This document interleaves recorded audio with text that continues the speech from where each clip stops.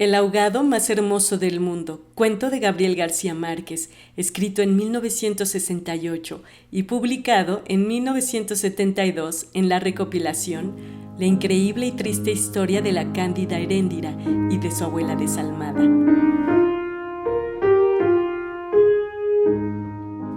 Los primeros niños que vieron el promontorio oscuro y sigiloso que se acercaba por el mar se hicieron la ilusión que era un barco enemigo. Después vieron que no llevaba banderas ni arboladura y pensaron que fuera una ballena. Pero cuando quedó varado en la playa, le quitaron los matorrales de sargazos, los filamentos de medusas y los restos de cardúmenes y naufragios que llevaba encima.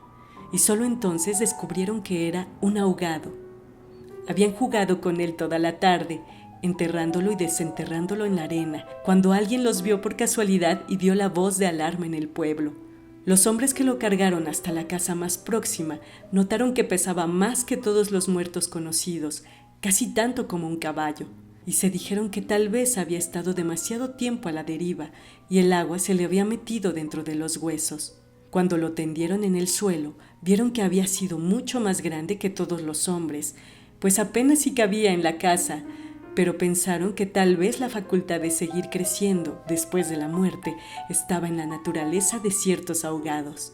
Tenía el olor del mar, y solo la forma permitía suponer que era el cadáver de un ser humano, porque su piel estaba revestida de una coraza de rémora y de lodo. No tuvieron que limpiarle la cara para saber que era un muerto ajeno. El pueblo tenía apenas unas 20 casas de tablas, con patios de piedras sin flores, desperdigadas en el extremo de un cabo desértico.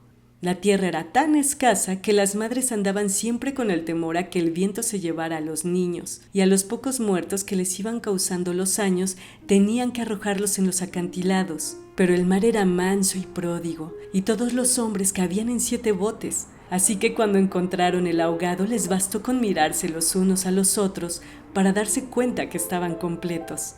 Aquella noche no salieron a trabajar en el mar. Mientras los hombres averiguaban si no faltaba alguien en los pueblos vecinos, las mujeres se quedaron cuidando al ahogado. Le quitaron el lodo con tampones de esparto, le desenredaron del cabello los abrojos submarinos y le rasparon la rémora con hierros de descamar pescados.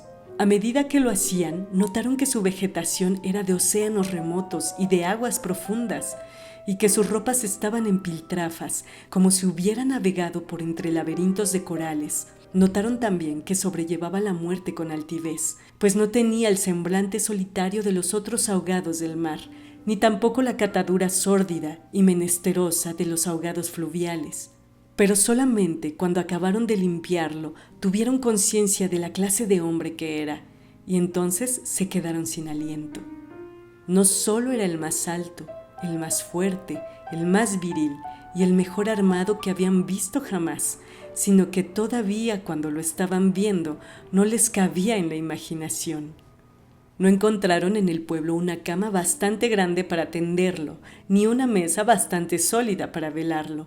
No le vinieron los pantalones de fiesta de los hombres más altos, ni las camisas dominicales de los más corpulentos, ni los zapatos del mejor plantado. Fascinadas por su desproporción y su hermosura, las mujeres decidieron entonces hacerle unos pantalones con un buen pedazo de vela cangreja y una camisa de bramante de novia, para que pudiera continuar su muerte con dignidad. Mientras cosían sentadas en círculo, contemplando el cadáver entre puntada y puntada, les parecía que el viento no había sido nunca tan tenaz, ni el Caribe había estado nunca tan ansioso como aquella noche. Y suponían que esos cambios tenían algo que ver con el muerto. Pensaban que si aquel hombre magnífico hubiera vivido en el pueblo, su casa habría tenido las puertas más anchas, el techo más alto y el piso más firme, y el bastidor de su cama habría sido de cuadernas maestras con pernos de hierro, y su mujer habría sido la más feliz.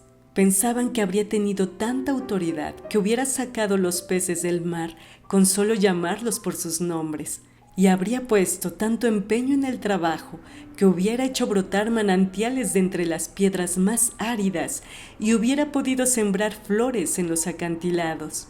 Lo compararon en secreto con sus propios hombres, pensando que no serían capaces de hacer en toda una vida lo que aquel era capaz de hacer en una noche. y terminaron por repudiarlos en el fondo de sus corazones, como los seres más escuálidos y mezquinos de la tierra. Andaban extraviadas por esos dédalos de fantasía, cuando la más vieja de las mujeres, que por ser la más vieja había contemplado al ahogado con menos pasión que compasión, suspiró. «Tiene cara de llamarse Esteban». Era verdad, a la mayoría le bastó con mirarlo otra vez para comprender que no podía tener otro nombre. Las más porfiadas, que eran las más jóvenes, se mantuvieron con la ilusión de que al ponerle la ropa, tendido entre flores y con unos zapatos de charol, pudiera llamarse Lautaro. Pero fue una ilusión vana. El lienzo resultó escaso, los pantalones mal cortados y peor cosidos le quedaron estrechos, y las fuerzas ocultas de su corazón hacían saltar los botones de la camisa. Después de la medianoche se adelgazaron los silbidos del viento, y el mar cayó en el sopor del miércoles. El silencio acabó con las últimas dudas. Era Esteban. Las mujeres que lo habían vestido, las que lo habían peinado, las que habían cortado sus uñas y raspado la barba, no pudieron reprimir un estremecimiento de compasión cuando tuvieron que resignarse a dejarlo tirado por los suelos.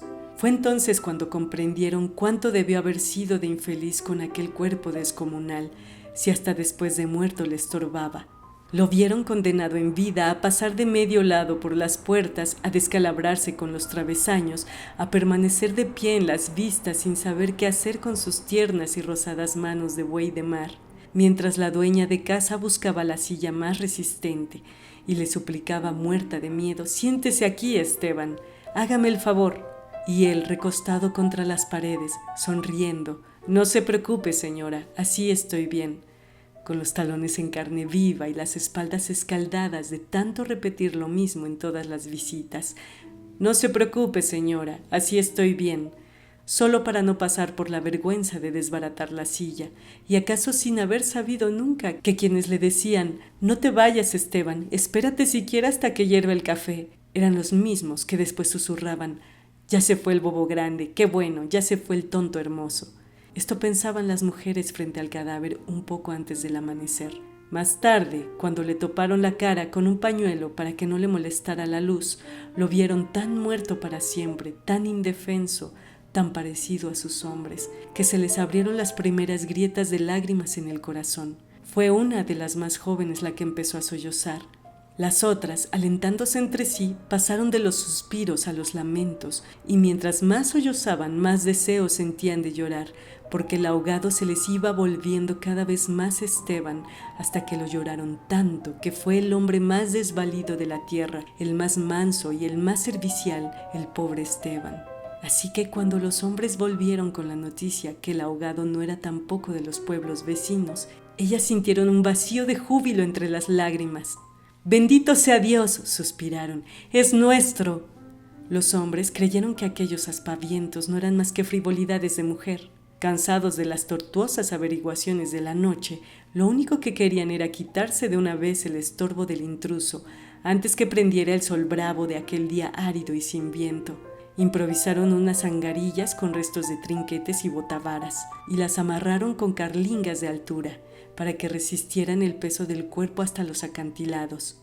Quisieron encadenarle a los tobillos un ancla de buque mercante para que fondeara sin tropiezo en los mares más profundos, donde los peces son ciegos y los buzos se mueren de nostalgia, de manera que las malas corrientes no fueran a devolverlo a la orilla, como había sucedido con otros cuerpos. Pero mientras más se apresuraban, más cosas se les ocurrían a las mujeres para perder el tiempo. Andaban como gallinas asustadas picoteando amuletos de mar en los arcones, unas estorbando aquí porque querían ponerle al ahogado los escapularios del buen viento, otras estorbando allá para abrocharle una pulsera de orientación. Y al cabo de tanto: «Quítate de ahí, mujer, ponte donde no estorbes, mira que casi me haces caer sobre el difunto». A los hombres se les subieron al hígado las suspicacias y empezaron a rezongar que con qué objeto tanta ferretería de altar mayor para un forastero. Si por muchos estoperoles y calderetas que llevara encima se lo iban a masticar los tiburones, pero ellas seguían tripotando sus reliquias de pacotilla, llevando y trayendo, tropezando, mientras se les iba en suspiros lo que no se les iba en lágrimas. Así que los hombres terminaron por despotricar que de cuando acá semejante alboroto por un muerto al garete, un ahogado de nadie, un fiambre de mierda, Una de las mujeres, mortificada por tanta indolencia, le quitó entonces al cadáver el pañuelo de la cara, y también los hombres se quedaron sin aliento. Era Esteban. No hubo que repetirlo para que lo reconocieran. Si les hubieran dicho Sir Walter Raleigh, quizás hasta ellos se habrían impresionado con su acento gringo, con su guacamaya en el hombro, con su arcabuz de matar caníbales. Pero Esteban solamente podía ser uno en el mundo, y allí estaba tirado como un sábalo, sin botines, con unos pantalones de 7 mesino y esas uñas rocallosas que solo podían cortarse a cuchillo.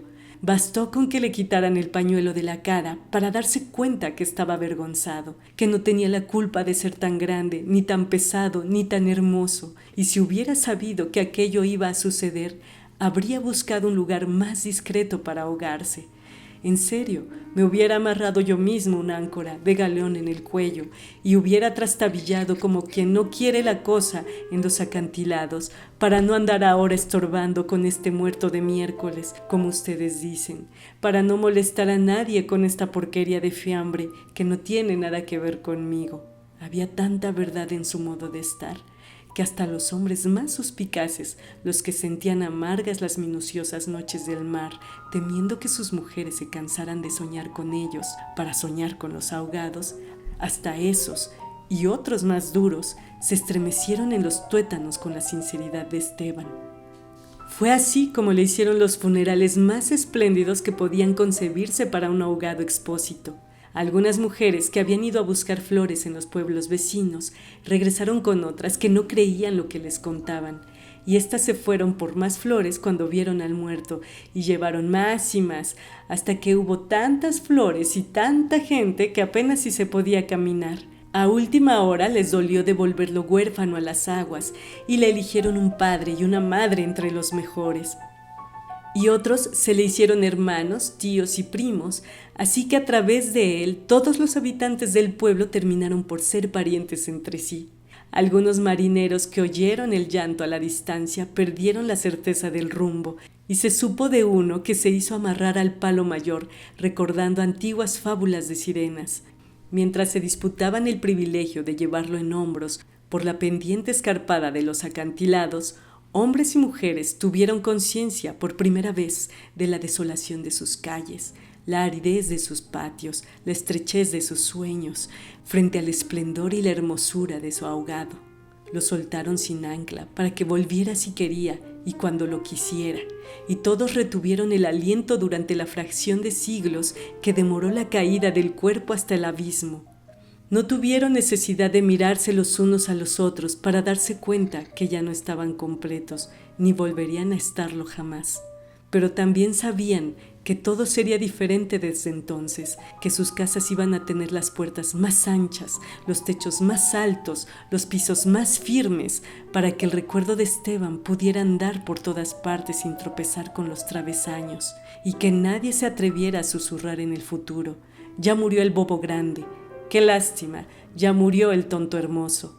Porque ellos iban a pintar las fachadas de colores alegres para eternizar la memoria de Esteban, y se iban a romper el espinazo excavando manantiales en las piedras y sembrando flores en los acantilados, para que en los amaneceres de los años venturos los pasajeros de los grandes barcos despertaran sofocados por un olor de jardines en alta mar, y el capitán tuviera que bajar de su alcázar con su uniforme de gala, con su astrolabio, su estrella polar y su ristra de medallas de guerra, y señalando el promontorio de rosas en el horizonte del Caribe, dijera en 14 idiomas: miren allá, donde el viento es ahora tan manso que se queda a dormir debajo de las camas, allá, donde el sol brilla tanto que no saben hacia dónde girar los girasoles.